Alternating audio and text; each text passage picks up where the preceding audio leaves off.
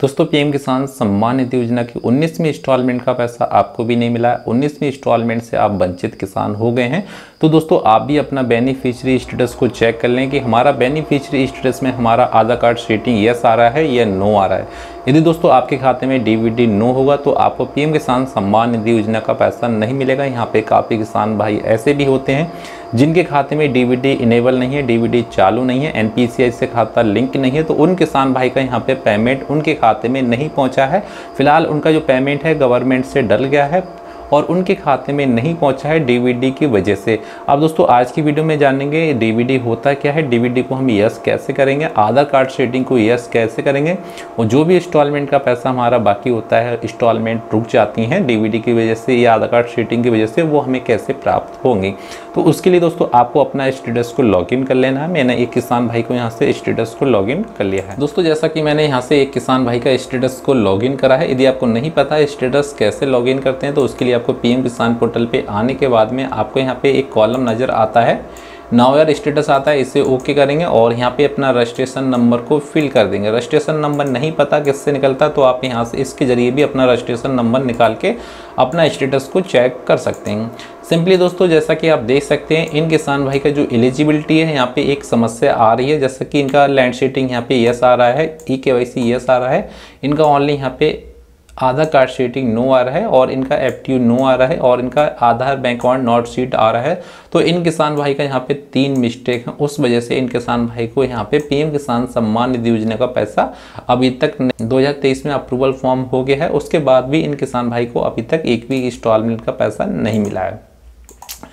तो दोस्तों सबसे पहले आपको यह चेक करना है कि हमारा जो एलिजिबिलिटी है यहाँ पे तीनों कॉलम यस आना चाहिए तो ठीक है आपका फॉर्म, ठीक है। यदि आपका यह फॉर्म यहाँ पे आधार कार्ड रेटिंग नो आ रहा है तो जो आपका अकाउंट है, जिस भी बैंक में आपका खाता है उस बैंक में आपका जो डीबीडी है वो आपका एक्टिवेट नहीं है दोस्तों, ठीक है। डीबीडी आपका एक्टिवेट नहीं है तो उस बीच आपको पीएम किसान सम्मान निधि योजना का यहाँ पे पेमेंट नहीं मिला है।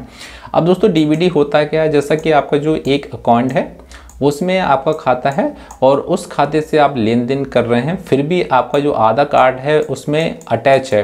एक डीबीडी का होता है जैसे आधार बेस्ड पेमेंट का एक कॉलम होता है, जब भी आप खाता ओपन कराते हैं जो भी खाता आपका पुराना है तो उसमें आपका एक डीबीडी के माध्यम से एक कॉलम होता है कि डीबीडी के माध्यम से जो भी पेमेंट आपके खाते में डलेगा तो आपका डीबीडी आपको यस कराना होता है। यदि आपका ये जो डीबीडी है वो आपका यस है तो आपको पैसा मिलता है। यदि आपके जो खाता है उसमें आपका जो डीबीडी है वो आपका डिसेबल है यानी कि बंद है तो आपको यहाँ पे इंस्टॉलमेंट का पैसा बंद हो जाता है। तो डीबीडी हम यस कैसे कराएंगे और उसके बाद में आधार कार्ड रेटिंग हमारा यस कैसे होगा। तो दोस्तों डीबीडी यस कराने के आपके 2 रास्ते हैं आपके पास में। सिंपल रास्ता है, यदि आपका अकाउंट है और उसमें आधार कार्ड रेटिंग नो आ रहा है तो जिस बैंक में आपका अकाउंट है उसमें आपको आधार कार्ड लिंक कराना है, प्लस आपको डीबीडी वाला एक फॉर्म को भरना है। जिस बैंक में आपका खाता है उसमें जाना है, आधार कार्ड लिंक कराएंगे और डीबीडी आपको इनेबल करा देना है। उस बीच आपको 10 से 15 दिन में इस पोर्टल पे अपडेट देखने को मिल जाता है और आपका यहाँ पे ठीक हो जाता है। यदि दोस्तों आपने बैंक में भी अपना आधार कार्ड को लिंक करा दिया है फिर भी आपका डीबीडी यहाँ पे नो आ रहा है और या बैंक वाले आपको परेशान कर रहे हैं, आपका डीबीडी यहाँ पे लिंक नहीं कर रहे हैं और इस बीच आपका इंस्टॉलमेंट का पैसा नहीं मिला है, तो इस बीच आपको दोस्तों न्यू अकाउंट ओपन कराने की बहुत ज़रूरत है। यदि आप न्यू अकाउंट ओपन नहीं करा सकते हैं तो आपका जो इंस्टॉलमेंट होता है, जो आपका इंस्टॉलमेंट होता है वो स्टॉप हो जाएगा, इसलिए आपको न्यू अकाउंट ओपन कराने की यहाँ पे ज़रूरत होती है।